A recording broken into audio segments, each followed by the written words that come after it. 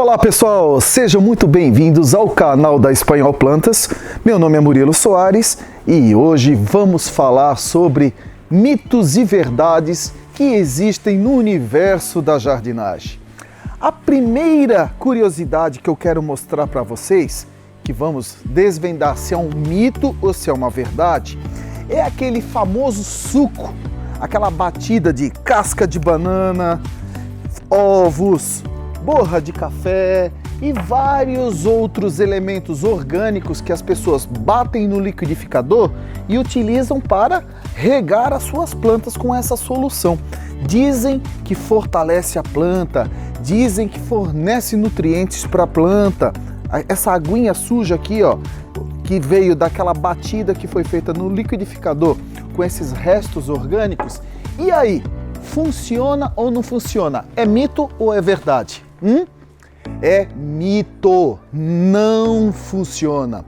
Aqueles vídeos que ficam rolando no Facebook ou no Instagram, que as pessoas batem casca de banana, casca de maçã, casca de cenoura, casca de ovos, batem no liquidificador e regam as plantas com essa mistura. Gente, isso não funciona. Por quê? Prestem bem atenção para vocês entenderem por que isso não funciona. Primeiro eu vou usar como um exemplo nós, os seres humanos. De manhã cedo, eu, Murilo, sempre tenho o hábito de fazer um shake nutritivo para que eu inicie o meu dia com energia, com disposição. Eu bato banana, whey protein, proteína do leite, aveia e outras frutas, faço esse shake. E vamos imaginar que ao invés de eu beber, e se eu injetasse direto na minha corrente sanguínea? Será que o efeito não seria mais rápido? Não, né? Por quê? Todo o alimento que nós, seres vivos, consumimos, ele precisa passar pelo processo de digestão e depois de passar pelo processo de digestão, o nosso organismo assimila os nutrientes. Não é assim que acontece? Nas plantas acontece algo parecido também. No momento que eu coloco essa solução que ainda não está decomposta, ela não está, vamos falar resumidamente numa linguagem popular, não está digerida ainda ou apodrecida, o que acontece? Quando eu jogo isso na planta, os micro-organismos que existem no solo são eles os responsáveis pela decomposição dessa matéria. Essa quantidade de matéria orgânica aqui, que poderia estar numa composteira, a ação dos micro-organismos, mais a umidade, com o passar do tempo, vai decompor, vai apodrecer essa matéria e vai transformar em um composto orgânico, por exemplo. Nesse momento, após a decomposição, após a compostagem, essa matéria orgânica, todos os nutrientes contidos aqui vão estar disponibilizados para a planta. Prestem atenção. Então, ela verde, ela não funciona. Ela precisa passar por um processo de compostagem, ela precisa se decompor, apodrecer mesmo, numa linguagem bem popular para vocês entenderem, para depois a planta conseguir absorver os nutrientes que surgiram dessa decomposição dessa matéria. Então jogar diretamente na planta é errado, porque isso aqui não está decomposto, ele não está preparado para a planta absorver. Os micro-organismos primeiro precisam decompor isso, que leva um bom tempo para que isso aconteça, não é do dia para a noite, para depois a planta absorver os nutrientes. Ah, Murilo, mas eu jogo assim mesmo, não tem problema? Tem problema sim. Por quê?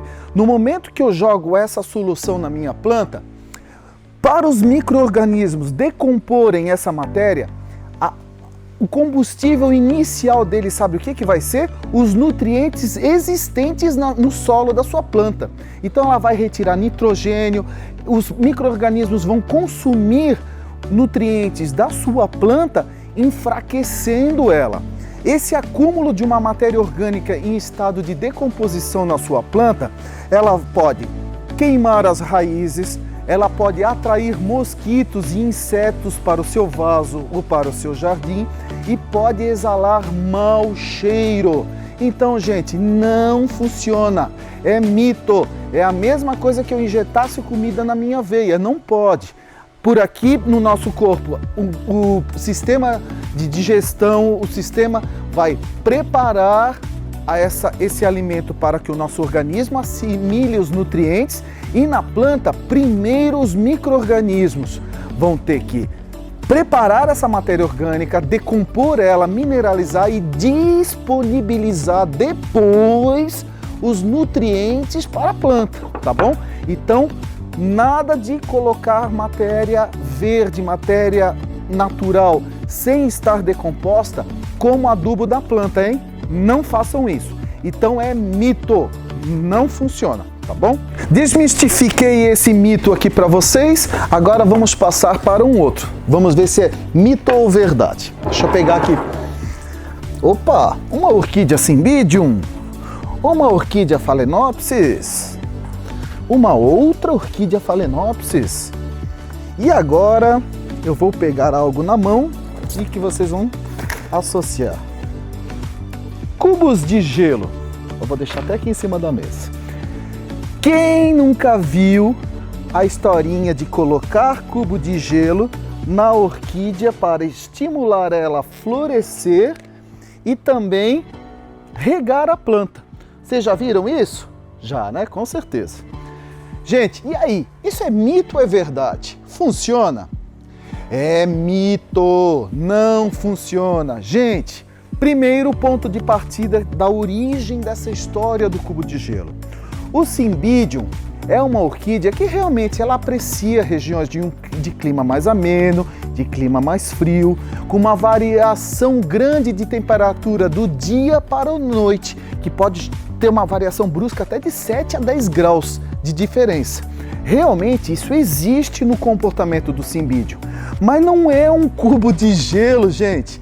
Não é um cubo de gelo colocado na superfície do vaso que vai fazer com que a planta tenha horas de diferença de frio para estimular a sua floração. Não é isso. Então, o cubo de gelo não vai estimular o seu Cymbidium a florescer. E o cubo de gelo no Cymbidium, na Phalaenopsis, em qualquer outra orquídea, tá? Sendo utilizado como um elemento para irrigar, facilitar a rega, é errado. Não façam isso também. Para começar, a temperatura aqui gelada em contato com as raízes das orquídeas vai criar uma queimadura, vai proporcionar uma queimadura nas raízes da sua orquídea, prejudicando o desenvolvimento dela. E segundo, você vai achar que está molhando a orquídea e você não vai estar molhando ela de maneira uniforme, onde todo o substrato vai receber uma umidade por igual. Só alguns pontos onde a água vai conseguir percolar e molhar o substrato. Não utilizem gelo, então, por favor. Gelo não vai estimular a sua orquídea a florescer, gelo não vai facilitar a rega da sua orquídea. Ele só vai prejudicar o desenvolvimento da sua planta, tá bom? Mito ou é verdade? Vaso de barro seca as plantas? Prejudica o desenvolvimento delas? E aí, o que vocês acham? Se você mora em uma região onde a umidade relativa do ar é baixa, exemplo, Brasília, Cuiabá, regiões onde o clima é muito seco, tá? O que acontece? Quando o ar está com a umidade baixa, o vaso de barro, ele tem uma porosidade natural presente nele. Então o que vai acontecer? O barro do vaso, ele vai puxar a umidade do substrato ou da terra, do solo, que foi utilizado para o plantio, tá? Ele vai puxar, vai acumular essa umidade na superfície dele e como a umidade do ar está baixa, essa água vai evaporar, vai evaporar e com isso a terra fica esturricada, seca. Então realmente isso é uma verdade, pode secar, principalmente em regiões onde a umidade relativa do ar é baixa. Em regiões onde a umidade relativa do ar é alta, Isso não acontece com tanta frequência, tá bom? Então, para evitar isso, Murilo, mas eu gosto tanto do vaso de barro. Eu também adoro, eu sou fã dos vasos de barro.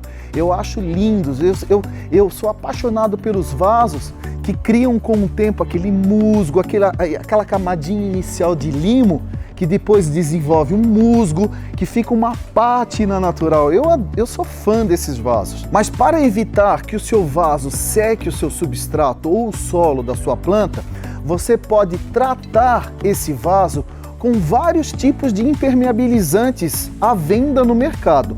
Um deles é esse famoso Neutrol, tá? Baratinho, rende pra caramba. Uma dica que eu dou, não passe só uma demão, passe pelo menos 3 para ele ficar bem impermeabilizado, tá bom? Olhem só, após fazer um tratamento que vai evitar que a água evapore de dentro dele, pronto, o seu vaso de barro agora está prontinho para receber uma folhagem. Um exemplo, esse asplênio adora umidade. Então, se você plantá-lo sem um tratamento, ele vai sentir, porque a terra vai ressecar muito rápido. Agora, se o vaso estiver impermeabilizado, pode cultivá-lo sem medo que ele vai crescer lindamente. Para cactos e suculentas, por exemplo, vocês devem pensar: nossa, Murilo, então se ele seca a terra rápido, então para o cacto e a suculenta é ideal também. É e não é. Gente, cacto e suculenta, eles são nativos, eles são originários de regiões onde o clima é mais árido. Por isso que eles são cactos e suculentas. Foi uma adaptação da planta na sua evolução para sobreviver nessas regiões secas. Mas, se você oferece água numa maior quantidade para um cacto, uma suculenta, eles se desenvolvem muito mais rápido, ficam muito mais bonitos do que no ambiente natural deles. Oferecer mais água não quer dizer que é para encharcar o substrato, tá? Substrato sempre bem, com uma drenagem bem feita, bem poroso, tá? Mas eles apreciam uma umidade moderada sim. Então um vaso de barro sem tratamento vai acabar prejudicando às vezes o desenvolvimento deles também. Então para cactos e suculentas você também pode impermeabilizar, que o segredo deles é a camada de drenagem e um substrato poroso que drene a água rapidamente. Mas cactos e suculenta gostam de água, tá? Eles só não querem a água acumulada aqui dentro, tá bom? Então viram que dica legal? Só tratar o vaso de barro que as suas plantas não vão ficar esturricadas de seca. Agora eu vou limpar a bancada aqui para dar continuidade aos nossos mitos e verdades. O próximo é um material que todo mundo tem em casa, que é a canela em pó e pasta de dente. Para que serve isso? Qual o benefício da pasta de dente para as plantas? Qual o benefício da canela para as plantas? Existe algum fundamento? É mito ou é verdade que é benéfico para as plantas? É verdade. A canela é altamente benéfica para as plantas porque a canela ela tem ação bactericida e fungicida. Então sempre que vocês podarem qualquer planta, uma planta com um galho na espessura de um lápis, um galho semilenhoso para cima, semilenhoso para lenhoso, tá? A partir da espessura de um lápis, você pode passar uma pasta cicatrizante que vai evitar com que esse galho surja uma podridão, comprometendo o desenvolvimento da sua planta, tá? Então é interessante passar canela. Mas se eu passar só a canela em pó, nesse corte, o que pode acontecer? Só a canela, a água da chuva, a água da irrigação pode retirar esse material. Aí vem a pasta de dente. A pasta de dente, no momento que eu coloco ela, tá? Coloco aqui ela, pasta de dente. Misturo ela com a canela, tá bom? Olha só essa misturinha. No começo é um pouquinho ruim para misturar, mas com a colher vocês vão fazendo uma pressãozinha ou com essa espátula, como eu estou fazendo aqui, e rapidinho eu misturo. Olhem só, aqui eu fiz uma pastinha cicatrizante à base de canela com pasta de dente. Novamente, lembrando que para que serve a canela e a pasta de dente? A canela ela tem ação bactericida e fungicida, vai evitar que fungos ou bactérias entrem aqui nesse ferimento e causem uma podridão na planta, tá? E a pasta de dente, ela vai ajudar a fixar o produto na planta. Então eu venho agora com a minha espátula, gente, até com uma colherzinha de café ou até com um pincelzinho também serve, tá bom?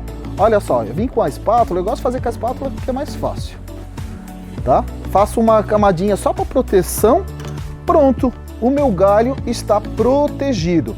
Galhos sempre com uma espessura de um lápis para cima. Galhos fininhos não tem necessidade de passar um cicatrizante. É a mesma coisa quando a gente arranha de leve o nosso braço, a nossa mão, o organismo rapidamente cicatriza. É como se fossem os galhos fininhos. Os galhos fininhos, a planta rapidamente cicatriza eles.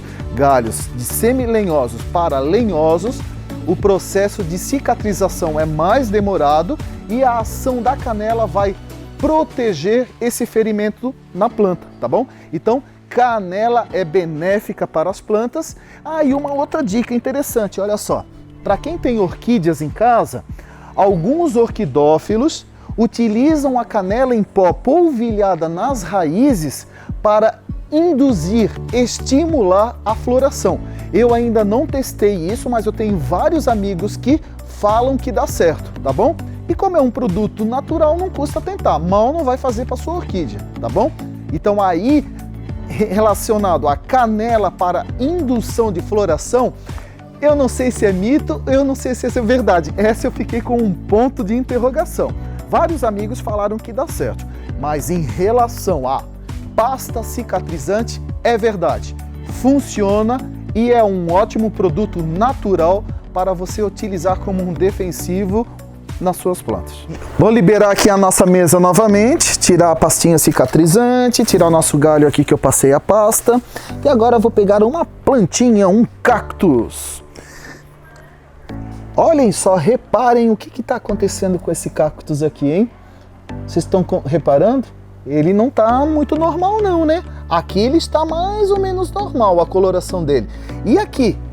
Estão vendo esses vários pontinhos que parece até uma doença na planta? Não é uma doença, é uma praga. Uma praga terrível para os jardinistas, que são as cochonilhas. Cochonilhas, pulgões, tá? Mosca branca e várias outras pragas que teimam em atrapalhar o desenvolvimento das plantas. Em muitos casos podem ser controladas com inseticidas natural, tá? E esse inseticida natural aqui, ó, que eu vou mostrar para vocês, é feito à base de pimenta, alho e cebola. E vocês sabiam que a pimenta, ela tem uma ação inseticida e também serve como um repelente para pragas. E aí, isso é mito ou é verdade? O que vocês acham? É verdade. Realmente a pimenta é um poderoso inseticida, principalmente quando aliada a outros produtos que vão potencializar a ação dela. Aqui nós temos pimenta, alho e cebola. Vocês podem bater os 3 ingredientes no liquidificador, coar a mistura, depois colocar sabão de coco dissolvido na água ou detergente mesmo, tá? Depois nós vamos colocar aí um quadrinho com a receitinha para vocês, tá? Vocês vão preparar essa solução, vão diluir ela num pulverizador, tá? Como aqui, vocês estão vendo, e eu vou aplicar esse meu inseticida natural para combater as pragas no jardim. Ó, estou aplicando aqui na minha cochonilha um inseticida natural à base de pimenta, cebola e alho e sabão, tá bom? É um inseticida natural, orgânico. Eu só peço para vocês, na hora de aplicar, cuidar com os olhos e a pele, principalmente se estiver ventando, porque é pimenta. Se respingar nos seus olhos, vai arder pra caramba, tá bom? Então cuidado, se possível, utilize um óculos de proteção, um EPI, ou aplique contra o vento, não a favor dele, tá bom? E a pimenta é maravilhosa. Uma dica, hein? Quanto mais ardida a pimenta, melhor é a ação dela contra os insetos ou as pragas no jardim, tá bom? Então, pimenta malagueta seria maravilhosa para ser utilizada como um defensivo natural, tá? Mas a maioria das pimentas tem essa ação de inseticida ou como repelente também, tá bom? Ô pessoal, um detalhezinho que eu não posso deixar de passar para vocês sobre a aplicação de defensivos naturais. Gente, não é na primeira aplicação que você vai eliminar a praga, hein? Tá bom? É de 2 a 3 aplicações, no mínimo, uma vez por semana, no mínimo, ou até a eliminação total da praga. Muitas pessoas falam, mas não fez efeito. Mas não é na primeira aplicação que já o inseticida combate a praga no jardim. É com insistência, você vai ter que aplicar uma vez por semana, aplica geralmente nos horários mais frescos, nunca aplica durante o sol pleno, tá bom? Então aplique de 2 a 3 vezes no mínimo ou até exterminar a praga. Vou limpar a mesa, abrir espaço para outra curiosidade que eu vou mostrar para vocês. Vamos lá. Calcário dolomítico. Calcário. O que o calcário dolomítico tem a ver com mitos e verdades na jardinagem? Calcário, para quem não sabe, é um antigo corretivo de pH de solo, tá? Muito utilizado na agricultura para deixar o solo menos ácido. A tendência do nosso solo brasileiro é ser um pouco mais ácido e o calcário ajuda a deixar ele menos ácido, e um solo menos ácido ele disponibiliza melhor os nutrientes para as plantas. As plantas conseguem se desenvolver melhor em um solo menos ácido. Mas o que isso tem a ver com mitos e verdades? O calcário tem uma história em cima dele que aonde ele é utilizado não dá cupim no solo. Quem já teve problemas com cupim no solo? Cupim, ele pode prejudicar as raízes das suas plantas, do seu gramado inclusive. E aí, isso é mito ou é verdade? É verdade. Realmente, em solos menos ácidos, a ocorrência de cupim pode ser menor. Então, se você tratar o seu solo com calcário ou com qualquer outro corretivo de pH de solo, a tendência é diminuir a quantidade de cupins no solo do seu jardim. Cupim é terrível, inclusive em áreas com gramado. Ele come as raízes da grama, prejudicando muito a estética de um gramado, por exemplo, tá? Então, realmente você pode utilizar o calcário para corrigir o seu solo, beneficiar o crescimento das suas plantas e automaticamente diminuir a ocorrência de cupinzeiros no solo do seu jardim, tá bom? Então, é verdade. Outro produto, além do calcário, que também tem uma historinha em cima dele, é a farinha de osso. Farinha de osso mata cachorro? Não, não mata cachorro, é mito.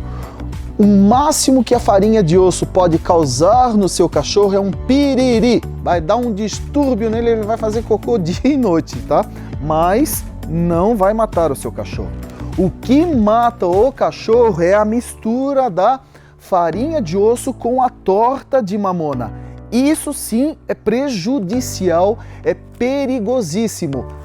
É mito, farinha de osso não mata, mas torta de mamona mata, é verdade. Então a mistura desses dois produtos, que geralmente é utilizada na jardinagem, é fatal para os seus pets. Então, se você tem animalzinho de estimação, evite utilizar esse tipo de adubo, tá bom? Não use torta de mamona. E se você tem animalzinho em casa e utilizar farinha de osso, você corre o risco dele cavocar no seu jardim e estragar seus canteiros, seus vasos, tá bom? Mas é mito, a farinha de osso sozinha, pura, ela não vai matar o seu cachorro. Ela pode dar um piriri nele, tá? Mas é osso moído isso aqui, gente. Não vai matar o seu cachorro.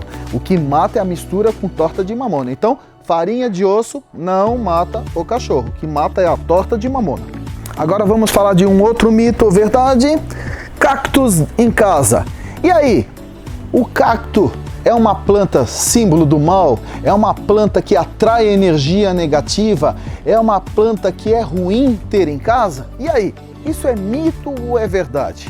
Alguns consultores de Feng Shui ou Feng Shui, que é uma arte asiática milenar de deixar os ambientes em harmonia, condenam a utilização de cactos dentro de casa devido aos seus espinhos serem agressivos, né?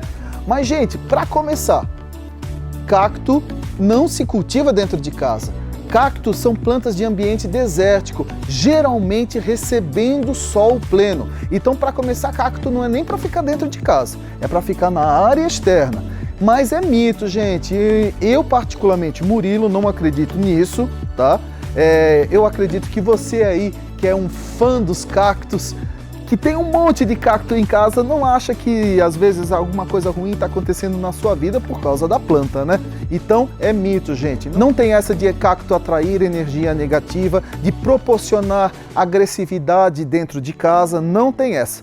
O cacto, para começar, não é para ficar dentro de casa, é para ficar lá fora, mas tadinha da planta, gente. Isso é mito, não existe. Vou colocar aqui o cacto de lado e agora vamos falar de uma planta que também tem muita historinha em cima dela, né? Que é a árvore da felicidade. Muitas pessoas falam que para ter felicidade em casa, ter alegria, prosperidade, precisa ter o macho e a fêmea plantados. O macho é essa espécie aqui e a fêmea é essa. Gente, botanicamente falando agora, não existe distinção entre árvore da felicidade macho e fêmea. São duas espécies de polícia. Pertencem ao gênero Polícia, da família Araliaceae, tá? Mas ela não é uma planta dioica. O que é uma planta dioica? Ela é uma planta que tem um indivíduo masculino e feminino separados. Não existe, é mito, mito. Não existe essa de árvore da felicidade macho e fêmea. Isso é uma crendice popular, são nomes populares que foram dados à planta, tá bom? Mas elas não são separadas, não existe macho e fêmea, tá bom? São duas espécies de polícia, mas não tem essa de macho e fêmea não, botanicamente falando. Então é mito. Tirar aqui a nossa árvore da felicidade, macho e fêmea, né? Popularmente conhecida. E vou colocar uma outra plantinha aqui na mesa agora. Opa! Sem flor, não sei se está todo mundo reconhecendo. Agora, com flor, todo mundo vai reconhecer, né? A rosa, rainha das flores. Tem muita historinha em cima de roseiras. Nossa, como tem, tá? Mas eu vou falar uma bem basicona, que é bem legal falar sobre isso, que existe um mito ou uma verdade em cima dela. Rosa se poda só nos meses sem R. É verdade? É mentira? E aí? Teoricamente é verdade, tá? Por quê? Quais são os meses sem R? Maio, junho, julho, agosto, tá? São os meses que coincidem com uma parte do outono e uma parte do inverno, que teoricamente são um período onde a planta naturalmente, ela dá uma diminuída no seu crescimento, tá? No sul do Brasil, por exemplo, onde o inverno é mais rigoroso, a planta realmente quase entra mesmo numa espécie de repouso vegetativo. Ela não emite brotação, ela fica ali paradinha. E por que é verdade, então, que pode ou deve se podar a roseira nos meses sem R? São os meses onde a planta não vai sentir o trauma da poda, porque ela está com o seu desenvolvimento vegetativo parado. Então, durante esse período, você pode podar. Se a sua roseira está com uma cara parecida com essa, meia tristinha, com uma cara que não quer brotar, pode podar nos meses sem R, sim. Sempre respeitando a regrinha da localização das gemas, das brotações. Gente, se alguém ficou em dúvida sobre poda de roseiras, aí no canal do YouTube ou no Instagram da Espanhol Plantas tem um vídeo onde eu falo de poda de floração, hein? Lá eu ensino a fazer a poda da roseira. Agora eu só estou falando sobre os meses sem R. É verdade, pode podar nos meses sem R que a sua roseira vai agradecer. Mas Murilo, eu tô vendo uma rosa aí, nós estamos agora no mês de maio e eu tô vendo uma rosa linda, cheia de flores. Gente, isso aqui é roseira de estufa. Isso aqui veio lá de Olambra, de produtores, onde eles conseguem, através das estufas, proporcionar um clima artificial para as plantas, tá? Desde temperatura, luminosidade, umidade. Então eles conseguem produzir flores o ano todo. No jardim ela fica assim, tá? Agora durante esse período, principalmente no sul e sudeste do Brasil, tá bom? Então essa história de podar nos meses sem R a roseira é verdade. Pode levar em consideração, tá bom? Vou abrir espaço aqui na mesa novamente, colocar aqui a roseira aqui para o lado e vou colocar uma outra planta polêmica aqui na mesa. Coqueiro, coco da Bahia, coco verde, um coqueiro aqui, lógico que eu peguei aqui na Espanhol Plantas uma muda jovem, né? Eu não vou conseguir trazer uma muda grande de coqueiro aqui para mostrar para vocês. Mas vocês estão vendo aqui o coco brotado, dá para ver que é um coco. E aí? É mito, é verdade que colocar sal de cozinha no coqueiro acelera a frutificação ou deixa o coco mais saboroso? É verdade? É mito? Gente, isso é mito. Não existe isso. O sal de cozinha, tá? Aqui vocês estão vendo o sal grosso, ó. O sal de cozinha, ele é um elemento tóxico para o solo. Jamais se coloca sal no jardim, em nenhum local. O sol, ele saliniza o solo, ele mata a vida que existe no solo, os micro-organismos, ele atrapalha o desenvolvimento da planta. Sal não é benéfico, não se usa, gente. Isso é um mito terrível que criaram, tá? Coqueiro quer o quê? Coqueiro quer um solo rico em nutrientes, coqueiro quer um solo rico em umidade, não encharcado, mas umidade. Por que ele cresce tão bem no litoral? Porque vocês sabem que o lençol freático, no litoral, as raízes conseguem encontrar com uma maior facilidade a umidade tão importante para o crescimento da planta, tá? Mas coqueiro, gente, é produzido até afastado do litoral. Até aqui no interior de São Paulo tem plantação de coco. Não tem essa de colocar sal. Tem uma nutrição bem feita, com adubos específicos que vão estimular a planta a crescer, depois eles entram com adubos que vão estimular a planta a florescer e frutificar, e uma irrigação constante é o segredo de um coqueiro, tá bom? E não sal de cozinha. Então, esqueçam essa de sal. E lembre-se, existe o coqueiro normal, que demora para frutificar, e o coqueiro anão, que tem uma frutificação mais precoce. Então, quando você adquirir coco, tenha certeza que você está comprando mudas do coqueiro anão, que frutifica precocemente. O outro pode demorar muito tempo para frutificar. Esqueçam essa história de sal, porque isso não funciona e até vai fazer mal para o seu jardim. E aí, vou tirar aqui o coqueiro para abrir espaço para uma outra plantinha polêmica, que é o nosso Comigo Ninguém Pode. Essa Dieffenbach é belíssima, maravilhosa. Eu sou apaixonado por essa planta. É uma planta, não é bonita? Olha o colorido da folhagem. É uma planta mística, inclusive, né? Existe toda uma simbologia de como um guardião, né, para afastar as energias do mal, mas eu não vou falar agora sobre superstição. Eu vou fazer uma pergunta. É mito ou é verdade que ele pode matar uma pessoa? E aí? O que vocês acham? É verdade, tá? Comigo Ninguém Pode é uma planta realmente tóxica, tá? Se ingerida por animais ou por uma criança, pode dar problema sério, tá? Inclusive com hemorragia interna se não ser tratado. E pode levar a óbito se não ser tratado sim, tá bom? Então, é uma planta perigosa.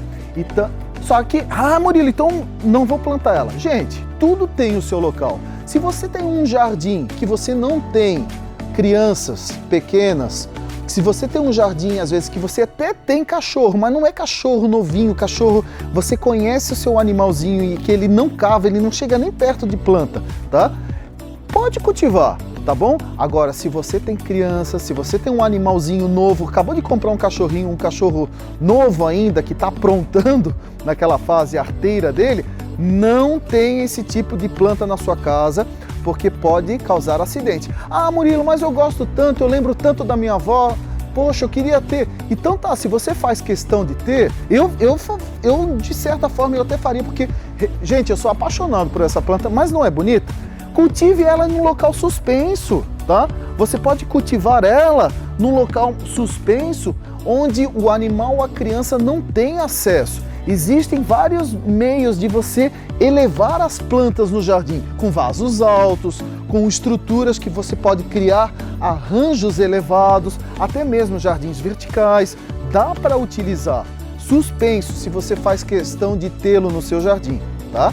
Mas cuidado, porque realmente ele pode matar um ser vivo se ingerido e não tratado, porque ele pode causar uma hemorragia interna e pode machucar sua mucosa, não é nada agradável ingerir um comigo ninguém pode, tá bom? Então, é verdade, pode matar. Tirar o comigo ninguém pode, vou abrir espaço agora para uma outra planta polêmica. Nossa, hoje eu tô falando um monte de planta polêmica. Olha só quem tá aqui, hein? Conhecem? Alguém está reconhecendo? Deixa eu dar uma baixadinha aqui, ó. É um pinheiro maravilhoso, conhecido como charuto, dedo de Deus, cipreste italiano.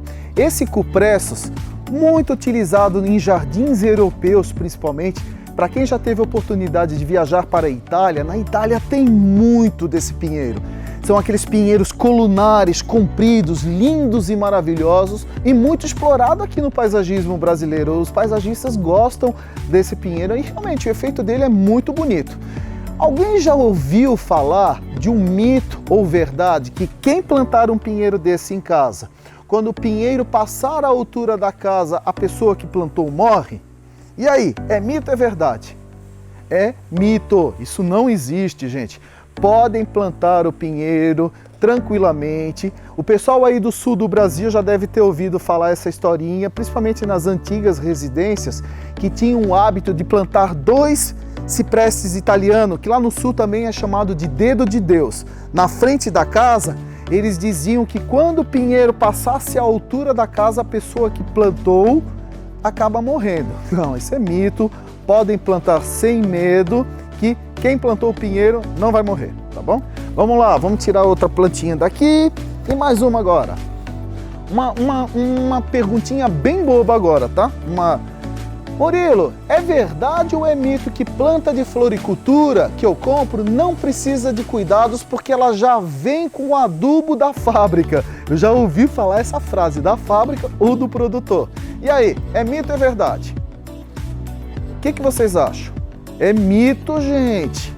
É lógico que tem que ter cuidado. Toda planta comprada, você precisa dar continuidade aos tratos culturais que ela estava recebendo. Primeiro, respeitar a luminosidade, depois respeitar a umidade e principalmente para a sua planta continuar a evoluir, a crescer, depois florescer futuramente, é adubação. Você tem que oferecer nutrientes constantemente para a planta, porque elas são produzidas em um substrato fibroso com pouca matéria orgânica. Esse substrato fibroso, ele serve mais como suporte para as raízes. Essa nutrição o produtor faz com adubos solúveis na água da irrigação.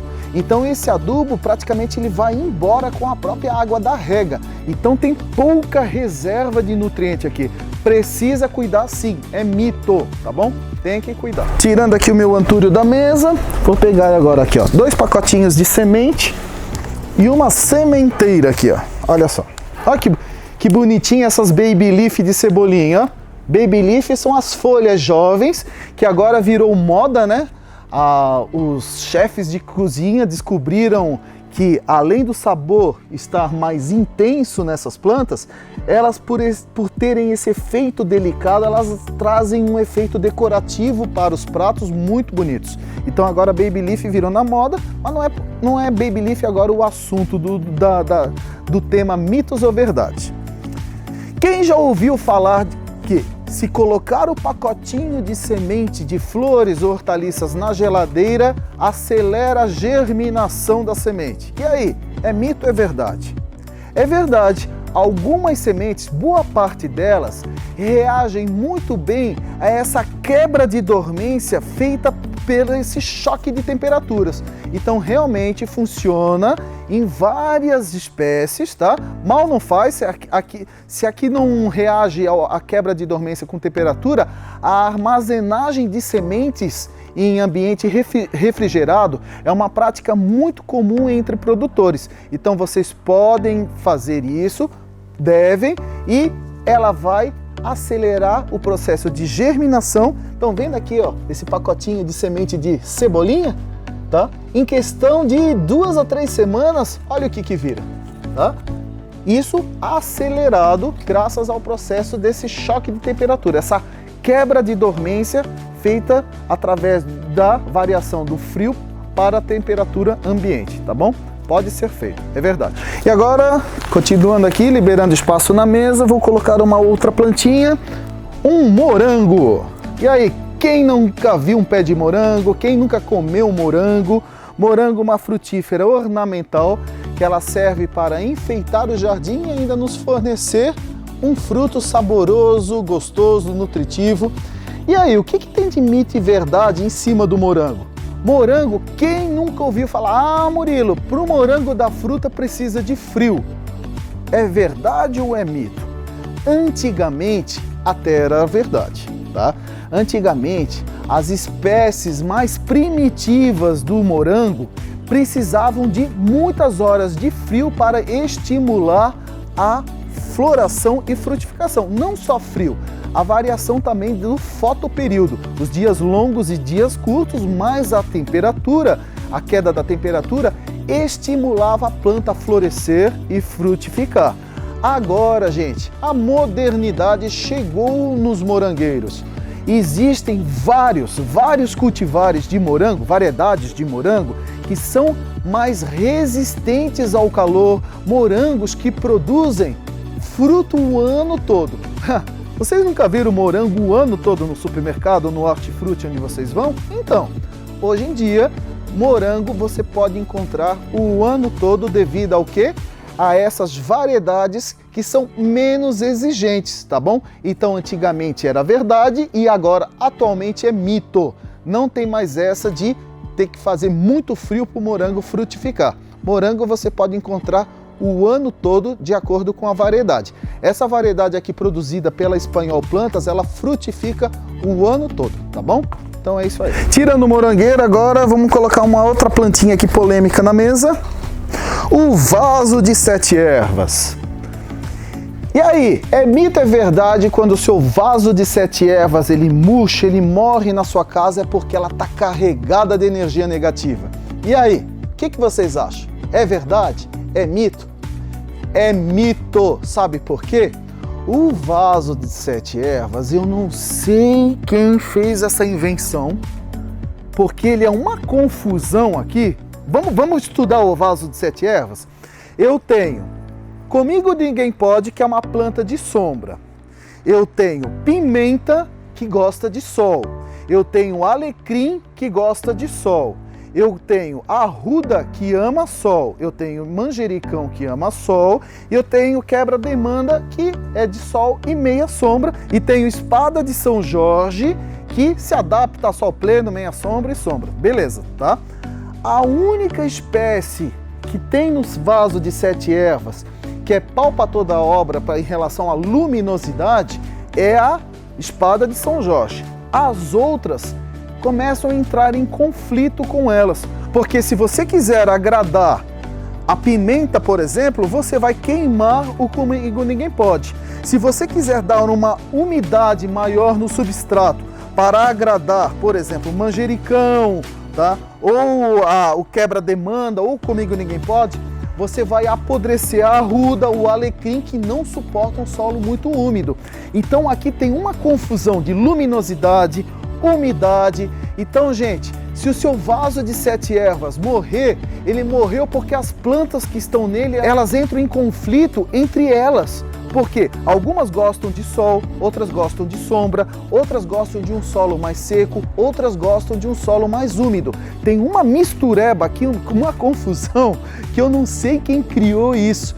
Mas tudo bem, tem o seu efeito místico por trás. Mas lembre-se então que esse vaso ele vai durar temporariamente na sua casa, porque com o tempo algumas acabam morrendo porque elas acabam conflitando em relação aos tratos culturais que elas têm entre si. Vocês entenderam? Planta de sombra, planta de meia sombra, planta de sol pleno, planta que gosta de umidade no substrato, plantas que gostam de substrato mais seco. Então tem um conflito aqui. Então se o seu vaso morrer, não é porque a sua casa está carregada de energia negativa, não. É porque as plantas mesmo estão entrando em conflito entre elas, tá bom? Então é mito. Tirando aqui o nosso vaso das 7 ervas, agora nós vamos mostrar uma planta curiosa que chama muito a atenção das pessoas, que é a planta carnívora, conhecida também como planta insetívora, que atrai insetos. E por que ela atrai insetos? Essas plantas, na sua evolução para conseguir sobreviver no seu local de origem, elas se adaptaram, evoluíram, transformaram folhas em armadilhas, como essa aqui. Essa Nepenthes, por exemplo, ela transformou a folha numa armadilha como se fosse um jarro. Dentro desse jarro, ela tem água, ela atrai o inseto entra dentro desse jarro, ele cai no interior, molha as asas, não consegue mais voar, ele não consegue escalar as paredes dessa armadilha, ele acaba sendo digerido pela planta e a planta absorve os nutrientes desse inseto e consegue se desenvolver. E agora vem a pergunta: planta carnívora precisa colocar carne para ela se desenvolver? É verdade? É mito? É mito. Não precisa colocar carne na planta carnívora. Ela caça o seu alimento sozinha. Ela atrai o inseto e o inseto entra na armadilha e ela faz todo o processo dela de captura, de digestão, tudo sozinha. Não tem que colocar carne, gente. Então, é mito. Planta carnívora não precisa de carne, ela captura insetos para sobreviver. Agora, saindo da planta carnívora, vou para uma planta bem polêmica também, hein? Nossa! Bromélias. Bromélias que já sofreram tanto preconceito em relação a esse mito ou verdade. E aí? Bromélia atrai, procria, serve como criador de mosquitos transmissores de doença? O que vocês acham? Todo mundo vê na TV que não é para ficar água parada, água limpa, porque prolifera mosquitos. Dentro do tanque da bromélia, olhem só, ó, dentro do tanque, essas folhas que crescem, essa roseta, ela armazena água para poder sobreviver no alto das árvores ou nas pedras, que não é uma planta epífita ou rupícola, né? Essa bromélia, pessoal, ela não acumula na natureza só água, ela acumula além da água uma grande quantidade de matéria orgânica, que é folha da árvore, o cocô do passarinho, os frutinhos, flores das plantas, tudo cai no tanque dessa bromélia. E junto com a água, essas folhas apodrecem, se decompõem e fornecem nutriente para a planta. Então essa água, naturalmente na bromélia, ela não é uma água limpa, ela é uma água cheia de matéria orgânica em estado de decomposição e tem toda uma vida existente dentro dessa bromélia que vai criar um mundo à parte aqui. E os mosquitos transmissores de doenças, eles preferem locais mais limpos, com água mais limpa e água que não vai ter predador para as suas larvas. Então, bromélia, no seu estado natural, ela não atrai mosquitos transmissores de doença. Só que eu falei um detalhe, ao natural. Então, se você tem bromélias na sua casa, deixe matéria orgânica se formar no interior dela. Tente colocar folha triturada, colocar humus de minhoca, um pouquinho de humus, colocar um pouquinho de composto orgânico bem curtido. Pode colocar um pouquinho para simular aquela matéria orgânica que cairia no seu ambiente selvagem. Então, teoricamente, deixa a água da bromélia suja, mas jamais colocar terra dentro dela, hein, gente? Eu tô falando só um pouquinho para sujar a água, ela precisa ter água, ela precisa ficar com o tanque livre para se desenvolver. E se você ainda ficou com o pé atrás e não está acreditando muito no que eu tô falando, Vai lá, abre o grande site de pesquisa Google, digita 3 palavrinhas-chave: bromélia, dengue e Fiocruz. Você vai ver artigos onde a Fiocruz defende as nossas bromélias. Então fique tranquilo, pode cultivar sem medo no seu jardim. Então é mito. Saindo da bromélia, agora eu vou pegar uma outra planta muito interessante. Acho que muitos de vocês devem conhecer. Gente, isso aqui não é capim-limão, não é erva cidreira, não é capim-santo, hein?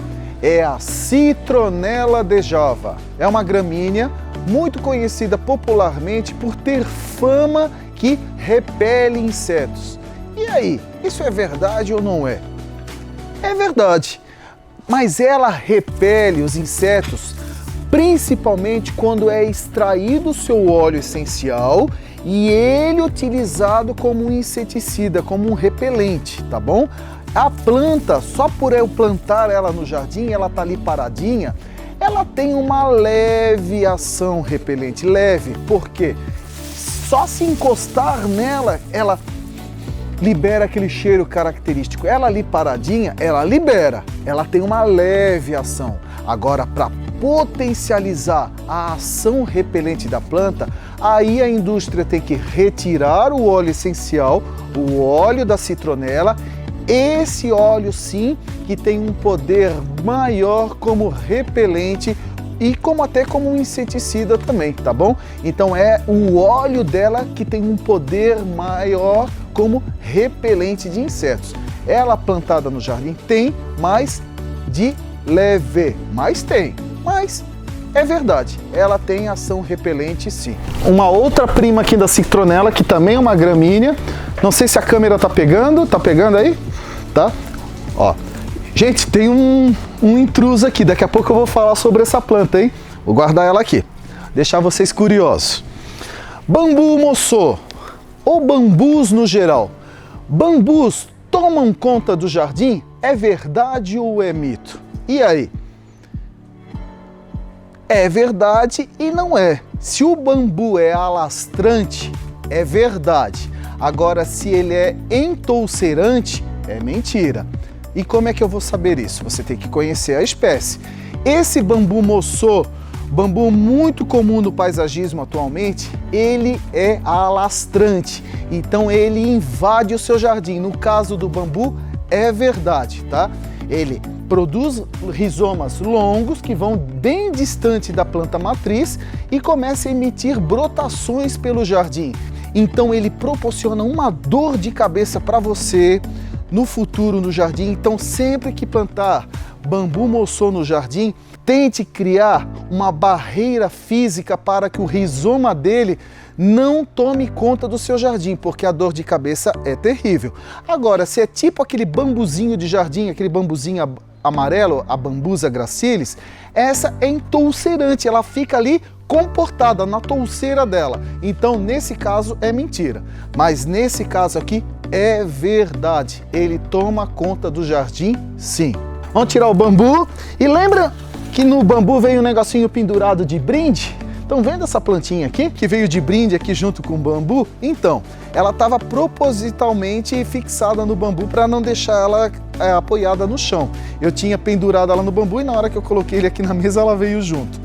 Essa planta, ela é conhecida popularmente como barba de velho ou musgo espanhol e botanicamente Tillandsia usneoides, que é uma bromélia, tá?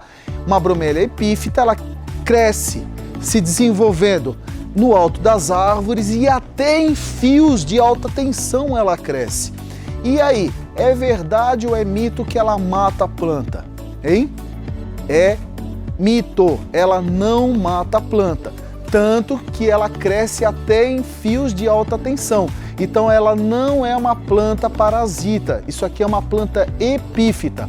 Ela cresce utilizando outras plantas apenas como suporte. Mas se ela fosse uma planta parasita, ela não conseguiria sobreviver nos fios elétricos, né, gente? Então ela não prejudica a planta sugando a sua seiva como uma planta parasita, por exemplo. Ela pode sim prejudicar, tá?